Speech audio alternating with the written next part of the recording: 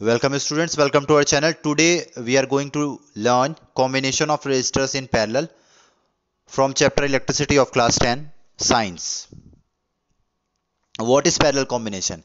When two or more resistors have a common end. It means that when their heads and tails are same, then they are said to be in parallel combination. Okay, as you can see in this diagram, this resistance has one end here and another end here. The second resistor is also has its ends at the same point, and the third resistor is also connected to the same points. So simple सी बात है, अगर दो register है या दो से ज्यादा रजिस्टर है और उनके एंड्स अगर सेम है, कॉमन है, तो वो पैरेलल कॉम्बिनेशन में होंगे। ठीक है, यहां पे चार्जेस को फ्लो होने के लिए रास्ता मिल जाता है। यहां से चार्ज जाता है और चार्ज जो है वो यहां पे आके डिवाइड हो जाता है। ठीक है, डिवाइड हो जाता है और अल्टीमेटली जब यहां पे तीनों मीट होते हैं तो वापस जो करंट इनकमिंग होता है, सेम करंट यहां पे अपने को वापस मिल जाता है। ठीक है, सो पैरेलल कॉम्बिनेशन में इसीलिए हर एक रेजिस्टेंस के अक्रॉस करंट जो है वो अलग अलग होता है। ठीक है, और पोटेंशियल सेम होता है क्योंकि देखो तीनों के तीनों का जो एंड है वो सेम है। ठीक है, तीनों के तीनों, ये जो एंड है ये बैटरी के पॉजिटिव एंड से जुड़ा हुआ है और ये वाला जो एंड है, कॉमन एंड है, वो बैटरी के नेगेटिव एंड से जुड़ा हुआ है। तो चूंकि एंड्स कॉमन है इसलिए पोटेंशियल तीनों के अक्रॉस क्या होगा, सेम होगा, and that potential is V। Now अब हम लोग एक एक्सप्रेशन फाइंड करेंगे for equivalent resistance in parallel combination. ठीक है, तो हमने देखा कि करंट जो है वो डिवाइड हो जाता है। करंट की वैल्यू होगी I1 plus I2 plus I3।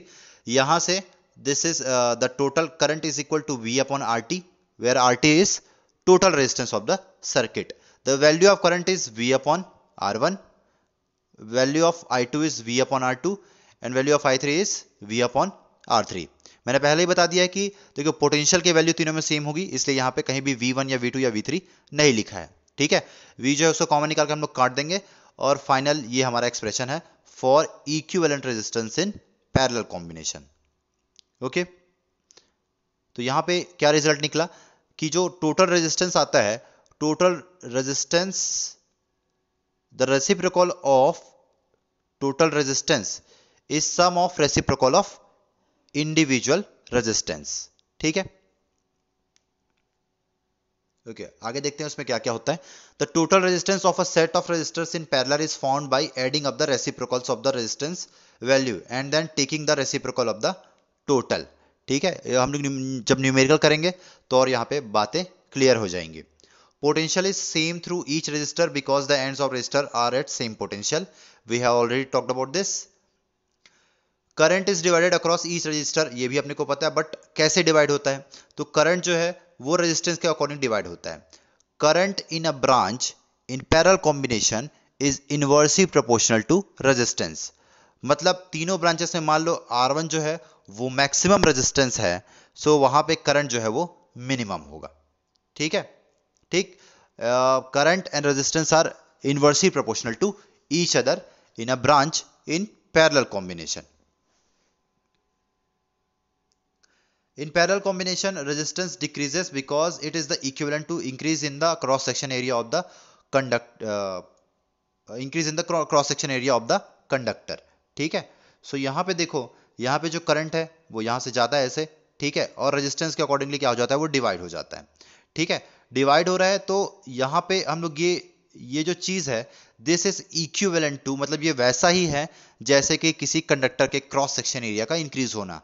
और क्रॉस सेक्शन एरिया और रेजिस्टेंस जो है वो एक दूसरे के इनवर्सली प्रोपोर्शनल होते हैं। मतलब अगर क्रॉस सेक्शन एरिया इंक्रीज होगा तो रेजिस्टेंस जो है वो डिक्रीज होगा। इसीलिए जो पैरेलल कॉम्बिनेशन है उसमें रेजिस्टेंस की वैल्यू क्या होती है, उसमें रेजिस्टेंस की वैल्यू डिक्रीज हो जाती है। ठीक है, ओके, यहां पे एक चीज और है, हमने सीरीज कॉम्बिनेशन में देखा था कि अगर कोई भी एक एलिमेंट या कोई भी अगर एक रेजिस्टेंस जो है वो अगर बीच में मान लो कोई भी इक्विपमेंट खराब हो जाता है तो वहां से सर्किट जो है वो ब्रेक हो जाता है। बट पैरेलल कॉम्बिनेशन में ऐसा नहीं होता। अगर मान लो यहाँ पे इस ब्रांच में कोई प्रॉब्लम आ जाती है तो उससे बाकी दोनों ब्रांचेस में कोई भी प्रॉब्लम नहीं आएगी। ठीक है, if n resistor each of value r are connected in series, their equivalent resistance is given by, this is equivalent resistance, this is n times, and RT is equal to n upon r. So the total resistance is equal to r upon n, which is equal to resistance of each resistor and divided by number of each resistor. This is an expression, and this is typically asked in exams. Okay, let us take a question. So we have given the value of resistance 3, R1 is 3, R2 is 6, and R3 is 9. First you have to find the equivalent resistance. So pause the video and you have the formula of parallel combination. Try to find it by yourself, then again resume the video. So this is the value of equivalent resistance. This is equal to 1.6 ohm.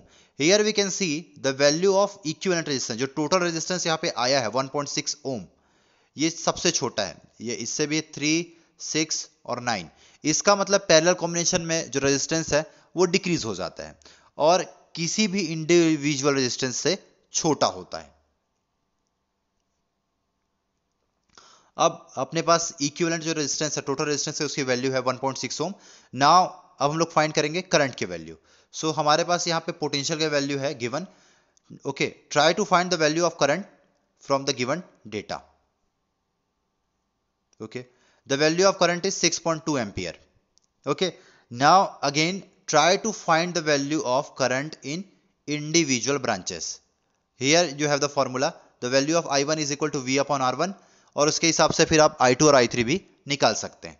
So try to find it by yourself, then resume the video. Okay, here you can see the value of I1 is 3.3 ampere, the value of I2 is 1.6 ampere, and the value of I3 is 1.1 ampere. Okay, तो यहाँ पे हम लोग देख सकते हैं कि देखो I1 की जो वैल्यू है इट इज 3. यहाँ पे सबसे मैक्सिमम रेजिस्टेंस कौन सा है, 9 ओम. वहां पे करंट की वैल्यू सबसे कम है. ठीक है, और जो मिनिमम रेजिस्टेंस है 3 ओम, वहां पे करंट की वैल्यू है 3.3 एम्पियर, दैट इज मैक्सिमम. ठीक है, तो यहां पे देखो हमने ऐसे भी प्रूफ कर दिया through practical that current divide in the inverse ratio of resistance. ठीक है, तो यहां से हम लोग रिजल्ट निकाल सकते हैं that if R1 is smaller than R2 is smaller than R3, then current will be reverse in reverse series. Okay, so thank you for watching this video. If you like this content, do share among your friends and subscribe my channel.